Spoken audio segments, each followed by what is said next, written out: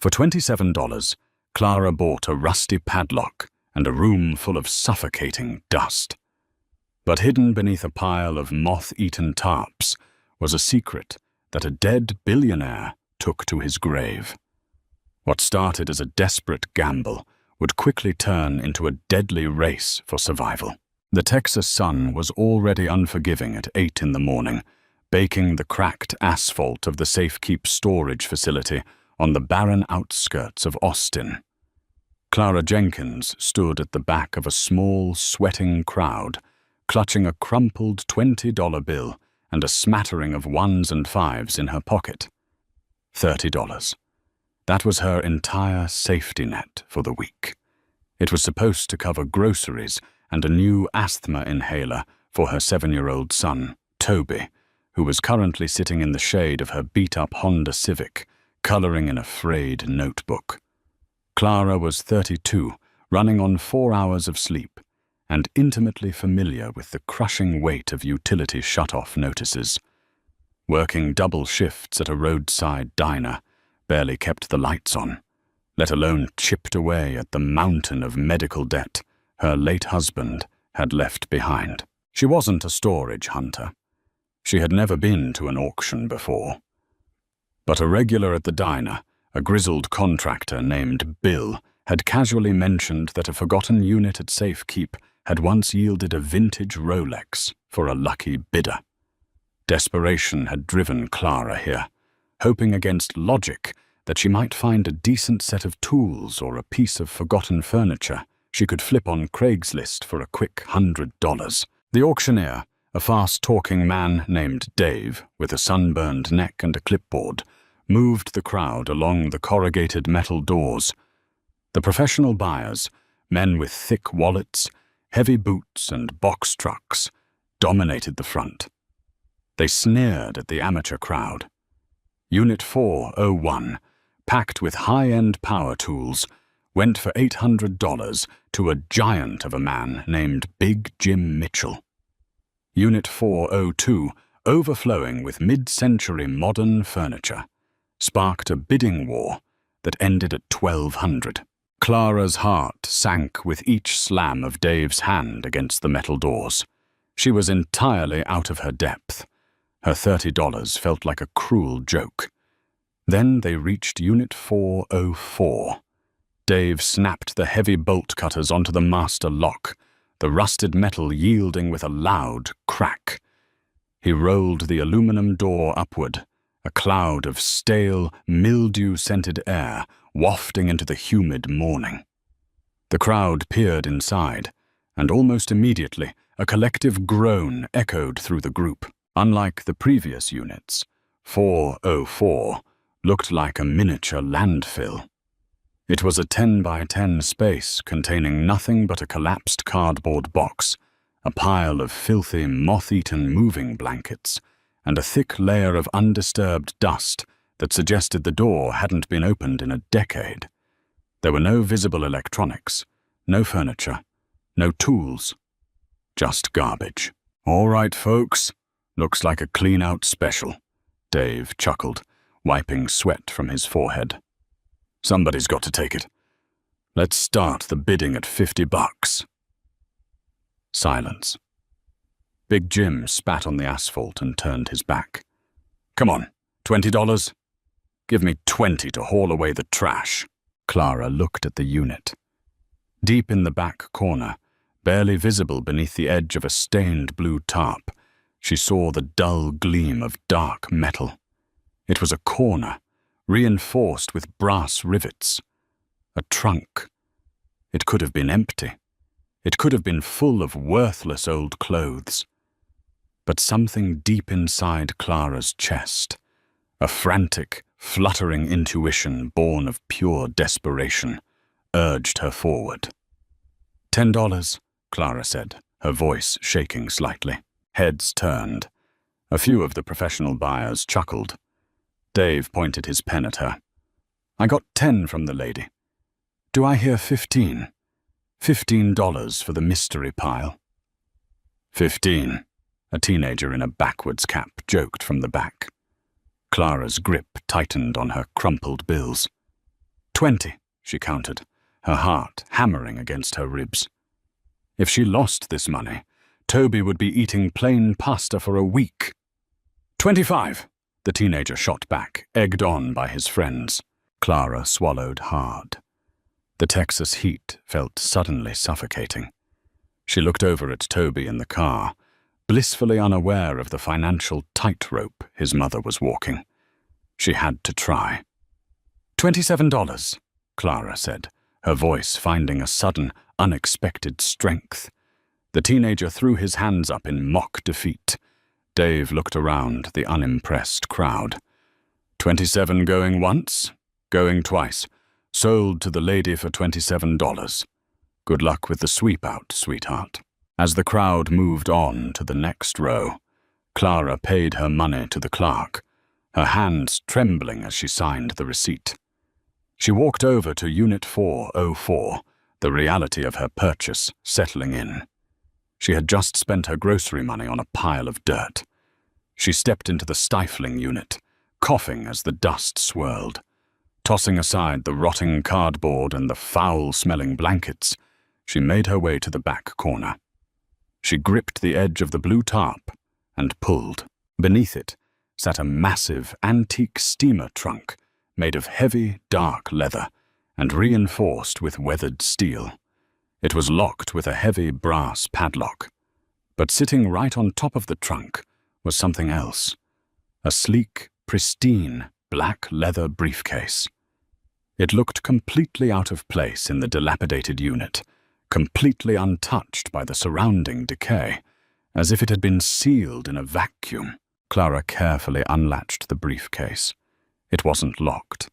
The hinges opened smoothly, silently.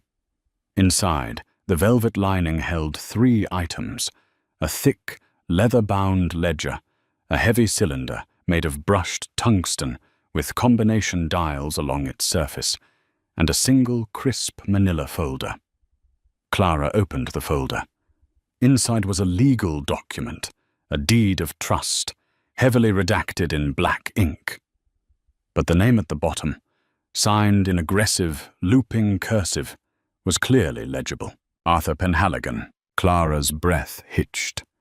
She didn't read the financial pages, but everyone in the country knew that name.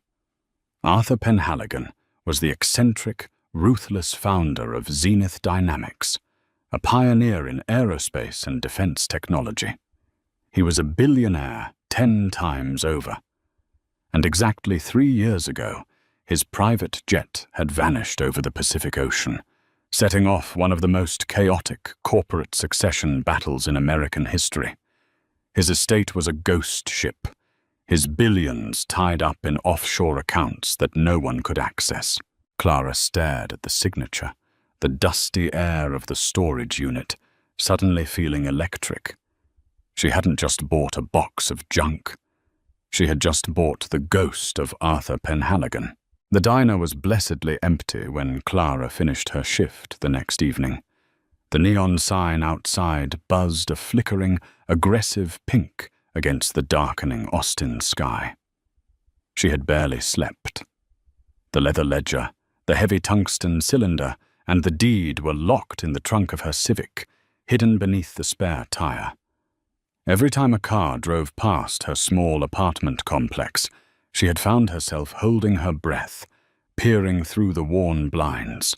She needed to know what she had, but more importantly, she needed to know how to turn it into cash without alerting the wrong people. At 9 p.m., she pulled into a poorly lit strip mall on the east side of town. The faded sign above the barred windows read, Fletcher's Antiquities and Curiosities. Tobias Fletcher was an old acquaintance of her late husband, a paranoid but brilliant appraiser who specialized in rare books, estate liquidations, and items that required a certain level of discretion. The bell chimed as Clara pushed through the heavy wooden door. The shop smelled of old paper, lemon oil, and pipe tobacco. Tobias, a thin man with sharp features and wire-rimmed glasses, looked up from a jeweler's loop. "Clara," he said, surprise warming his usually stoic face. "It's been a long time. How is little Toby? He's good, Tobias. Growing too fast. Clara managed a tight smile, setting her heavy tote bag on the glass counter. I need your help. I found something. I bought a storage unit yesterday and I need you to tell me what this is. She pulled out the heavy tungsten cylinder and set it on the glass. It landed with a dull, substantial thud. Tobias's eyes immediately dropped to it. The warmth vanished from his face, replaced by intense, razor-sharp, professional curiosity. He picked it up, testing its weight. He spun the 5 interlocking metal dials, listening to the microscopic clicks. This isn't an antique, Clara, he murmured. This is custom-milled weaponry-grade tungsten. It's a cryptex, a portable mechanical vault. If you try to force it open, small glass vials inside will shatter, usually deploying an acid that destroys whatever paper is hidden in the core. Clara swallowed hard. Can you open it? Without the 5-letter code? It would take a supercomputer months to brute force the combinations, and even then, the mechanical fail-safes might trigger. Tobias set it down, looking at her intently. Where exactly did you find this? Clara hesitated, then pulled out the leather ledger. It was with this. In a briefcase belonging to Arthur Penhaligon. Tobias physically recoiled, taking a half-step back from the counter. The blood drained from his face. Penhaligon? Clara, are you out of your mind? Do you know what you're holding? I know he was a billionaire who died in a plane crash. He didn't just die, Tobias hissed, his voice dropping to a panicked whisper. His company, Zenith Dynamics, was under federal investigation for illegal weapons contracts the week his plane went down. His entire liquid fortune, nearly $4 billion, was transferred out of domestic banks 3 days before the crash. The federal government, international banks, and some very dangerous private entities have been tearing the world apart, looking for his ledgers. Tobias grabbed the ledger and flipped it open. The pages weren't filled with accounting numbers. They were covered in chaotic, handwritten alphanumeric codes, coordinates, and hand-drawn schematics of what looked like a sprawling underground facility. This is his burn book, Tobias whispered, awe and terror mixing in his eyes.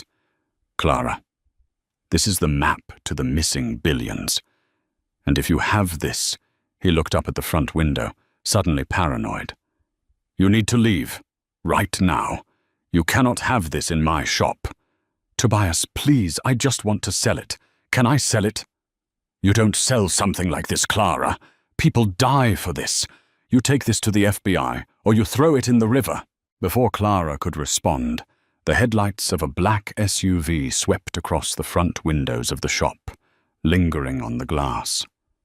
The heavy engine idled menacingly outside. Out the back, Tobias urged, shoving the ledger and the cylinder back into her bag.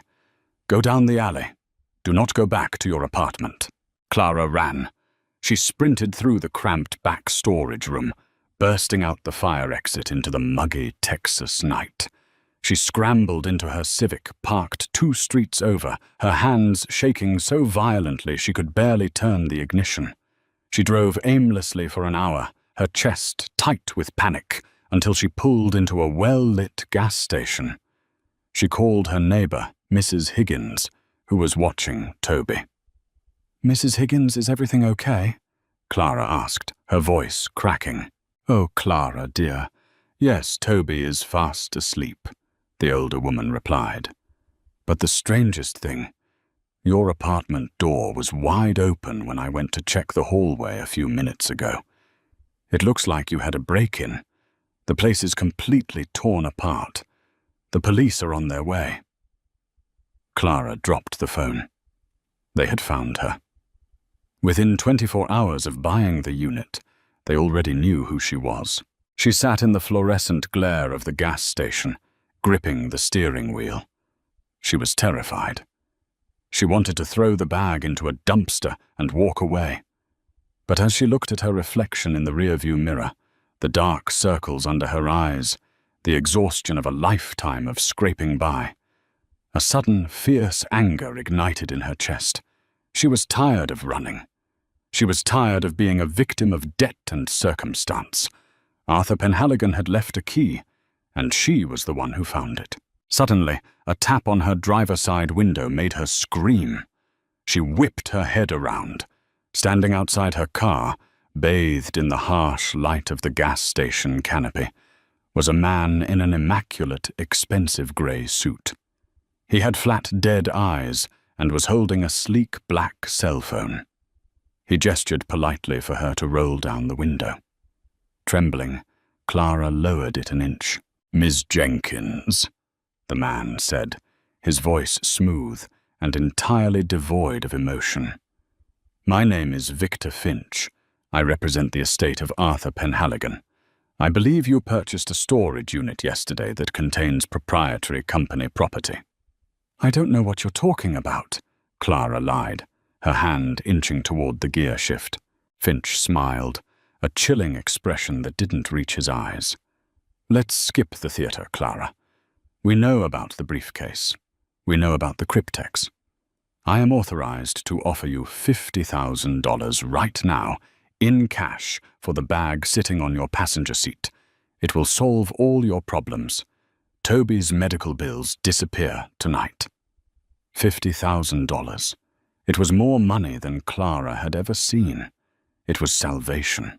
But as Finch stared at her, too eager, too composed, Clara realized something crucial. If a man like Victor Finch was offering a waitress $50,000 in a gas station parking lot at midnight, the contents of that bag were worth hundreds of millions. Clara looked Victor Finch dead in the eyes, slammed the car into drive, and floored the accelerator, leaving the corporate fixer standing in a cloud of exhaust. The game had begun, and Clara Jenkins was no longer just playing to survive. She was playing to win. Clara's tires squealed as she merged onto Interstate 35, the adrenaline flooding her system, making her hands tremble against the steering wheel. Victor Finch's dead eyes flashed in her mind with every passing mile. She couldn't go back to her apartment, but she couldn't leave Toby behind. Pulling off at a quiet suburban exit, she parked 3 blocks away from her complex and sprinted through the shadows of the alleyways. When she reached Mrs. Higgins's ground-floor unit, she tapped a frantic, rhythmic knock on the glass. The older woman opened the door, her eyes wide with alarm. Toby was asleep on the worn floral sofa, a blanket pulled up to his chin. "Clara, the police are upstairs," Mrs. Higgins whispered, pulling her inside. They said it looked like a professional job. Whoever broke in wasn't looking for a television. "I know," Clara breathed, scooping her sleeping son into her arms. Toby stirred, wrapping his small arms around her neck. "I have to leave, Mrs. Higgins. I can't explain right now, but we are in danger. Don't tell the police I was here. Tell them I haven't called." Back in the safety of the dark Civic, Clara headed west, driving into the sprawling emptiness of the Texas Hill Country. She needed a place to hide, but more importantly, she needed someone who could crack a weapons-grade tungsten cryptex without getting them both killed. As dawn broke, painting the desert in streaks of violet and bruised orange, Clara pulled into a dusty motel in Fredericksburg. She paid in cash, barricaded the flimsy wooden door with a heavy dresser, and let Toby sleep on the lumpy mattress. Sitting at the small laminate table, she pulled out the leather ledger. She spent hours poring over the chaotic handwriting. Arthur Penhaligon had been a genius, but his mind was clearly fracturing near the end. The pages were covered in complex aerodynamic equations, rambling paranoid notes about corporate betrayal, and strings of seemingly random letters. But as Clara stared at the margins, a pattern began to emerge. Amidst the chaos, one specific date was circled repeatedly in aggressive red ink. October 14th. Clara opened her laptop, a cheap, refurbished model she used for Toby's schoolwork, and searched Arthur Penhaligon's name alongside the date. Articles flooded the screen, but one buried piece of trivia stood out. October 14th was the date Zenith Dynamics secured its first massive government contract. It was also the exact date Arthur's first wife, Beatrice, had passed away from a sudden illness 30 years ago. "Give letters," Tobias had said. Clara looked at the heavy tungsten cylinder. She slowly turned the metal dials, aligning the letters with microscopic precision. B-E-A-T-Y. Nothing happened. She tried A-R-T-I-E. Nothing. She felt a wave of despair washing over her. She was a waitress, not a cryptographer. Then she remembered a note in the ledger, scribbled frantically on the last page. "The foundation is everything. The first victory." She picked up the cryptex again. The first contract. The foundation of his empire. The project that launched Zenith Dynamics was codenamed Orion. Her breath hitched. She spun the dials. O-R-I-O-N. There was a sharp, mechanical click that sounded like a gunshot in the quiet motel room. The heavy tungsten ends separated, sliding apart smoothly. Clara exhaled a shaky breath, peering inside. Nestled within the hollow core was a small titanium flash drive and a single brass key. She plugged the drive into her laptop. A single folder appeared, password protected. But this time, a prompt on the screen read, "Enter master clearance code."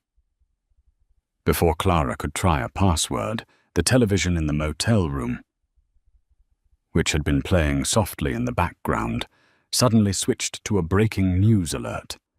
A picture of Clara, taken from her driver's license, flashed onto the screen. Authorities are searching for 32-year-old Clara Jenkins in connection with the theft of classified corporate assets. She is considered armed and highly dangerous. Anyone with information is urged to contact. Victor Finch hadn't just tracked her. He had weaponized the media. He was framing her to smoke her out. Clara slammed the laptop shut. She had the key and she had the drive, but she was trapped. She needed to know where the lock was. She opened the ledger one more time, desperately scanning the final pages. Beneath the scribble about the foundation, there were GPS coordinates. She typed them into her phone. The map zoomed in on a desolate patch of the Nevada desert, hundreds of miles away. It was a region marked entirely as private property, owned by a shell corporation linked to Zenith Dynamics. It was an abandoned testing bunker. "Mom?" Toby's sleepy voice broke her concentration. "Why are we in a hotel?" Clara looked at her son, his innocent face filled with confusion. She couldn't drag him into a desert bunker, but leaving him was equally terrifying. She made a desperate choice. She called her estranged sister in Phoenix, someone she hadn't spoken to in 5 years, begging her to meet them halfway. By nightfall, Clara was driving through the unforgiving expanse of the Mojave Desert alone, her sister having reluctantly taken Toby into hiding. Clara's gas tank was low, and the digital clock on her dashboard glowed an ominous 2:14 a.m. As she approached the coordinates, the paved highway gave way to a cracked, forgotten access road. Looming in the distance, partially buried beneath a massive rocky plateau, were the rusted steel doors of an old military-style bunker. But Clara wasn't alone. Parked in front of the massive doors, its headlights cutting through the desert dust, was a sleek, black SUV. Standing beside it, illuminated by the harsh beams, was Victor Finch. He had beaten her there. Clara slammed on the brakes, the Civic skidding in the loose gravel. She threw the car into reverse, ready to flee. But 2 more black SUVs, roared out from behind the rocky outcroppings, blocking her only exit. Dust choked the air as heavily armed men stepped out, their tactical gear a stark contrast to the barren desert. Victor Finch walked slowly toward her car, his expensive suit unruffled by the desert wind. He tapped on the glass with the barrel of a suppressed pistol. "You've led us on a very impressive chase, Clara," Finch said, his voice muffled through the glass. "But the game ends here. Step out of the vehicle." Clara had no choice. She gripped the brass key and the flash drive in her pocket and stepped into the freezing desert air. "You framed me on national television," she spat, her fear masked by a sudden, intense fury. "A necessary, motivational tool," Finch replied smoothly. "Arthur Penhaligon was a brilliant man, but in his final days, he became a liability. He believed he could steal the company's operational funds and hide the evidence of our more lucrative overseas ventures. We knew he built this vault. We just didn't have the key. And you, in a stroke of absolute peasant luck, bought it for $27. He held out his hand. "The drive and the key, Clara. Now." "If I give them to you, you'll kill me," she said, her heart hammering against her ribs. Finch smiled a cold, reptilian smile. "If you don't give them to me, I'll kill you right here, and then I will send a team to Phoenix to visit your sister and your son. I know exactly where they are." The mention of Toby made Clara's blood run cold. She reached into her pocket, her fingers brushing the cold titanium of the drive. She pulled it out, along with the brass key, and dropped them into Finch's waiting palm. "Smart girl," Finch sneered. He gestured to two of his men. "Bring her inside. I want her to see what she almost had before we dispose of her." The armed men grabbed Clara's arms, hauling her toward the massive steel doors. Finch inserted the brass key into a hidden terminal on the rock wall. The earth rumbled as heavy hydraulic gears ground to life, the massive steel doors parting slowly to reveal a dark, cavernous tunnel illuminated by flickering emergency lights. They marched her deep into the earth. The air grew cold and stale. At the end of the tunnel stood a massive bank vault door, the kind used in Federal Reserves. Finch approached a computer terminal beside it and inserted the titanium flash drive. The screen blinked to life, asking for the master clearance code. Finch smirked and typed rapidly on the keyboard, ORION. An error buzzed. "Access denied." Finch's smirk vanished. He typed it again. "Access denied." He turned to Clara, his dead eyes suddenly burning with rage. "What is the code? What did you find in the ledger?" Clara stared at the screen, her mind racing. The code to the cryptex was Orion, but the computer was asking for something else. She thought back to the ledger, to the frantic scribbles, the paranoia, the dates. October 14th was his first wife's death. But there was another detail Tobias had mentioned. Penhaligon transferred his money 3 days before his crash. "I don't know," Clara said honestly. Finch pressed the barrel of the gun against her forehead. "Think harder, waitress." Clara closed her eyes. "The foundation is everything. The first victory." But what if Arthur wasn't talking about his company? What if he was talking about the people who betrayed him? In the ledger, surrounded by equations, he had written a phrase. "They will burn in the fire they built."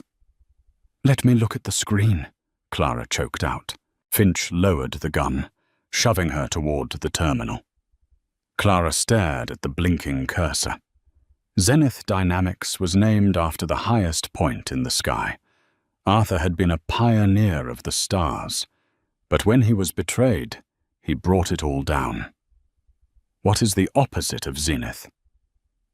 Nadir, with trembling fingers, Clara typed, Nadir.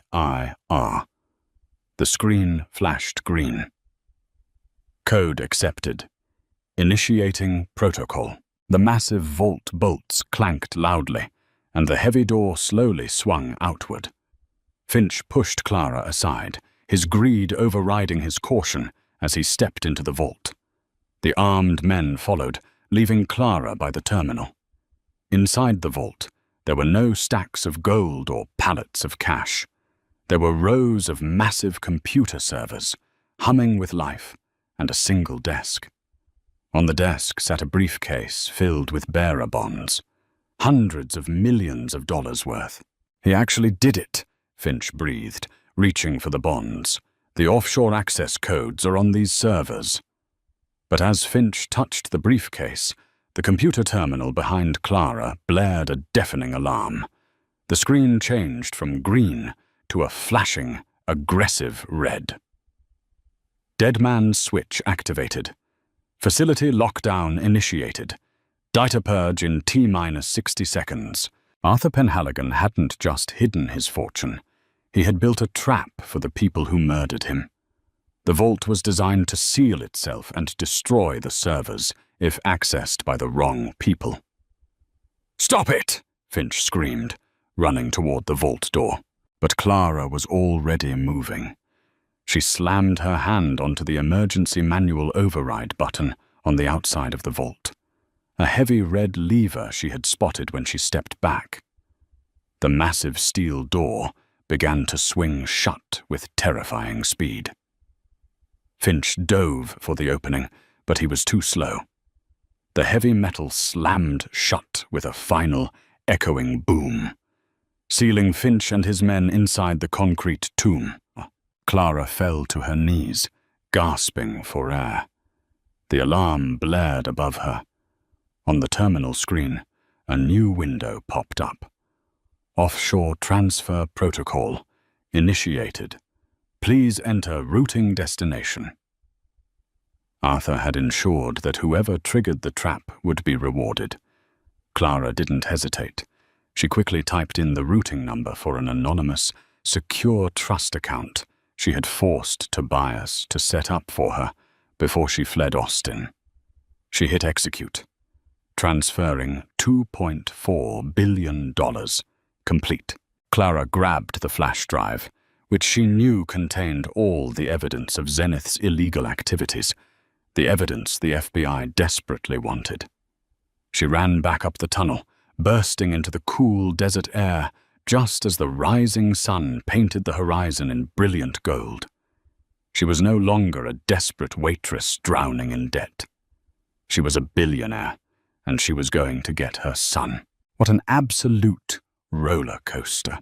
From a $27 gamble to a deadly corporate conspiracy, Clara's story proves that sometimes the greatest treasures are hidden in the places we least expect.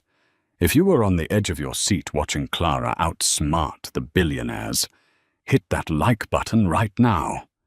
Share this video with someone who loves a massive plot twist, and make sure to subscribe to the channel so you never miss out on these incredible real-life mysteries. See you next time.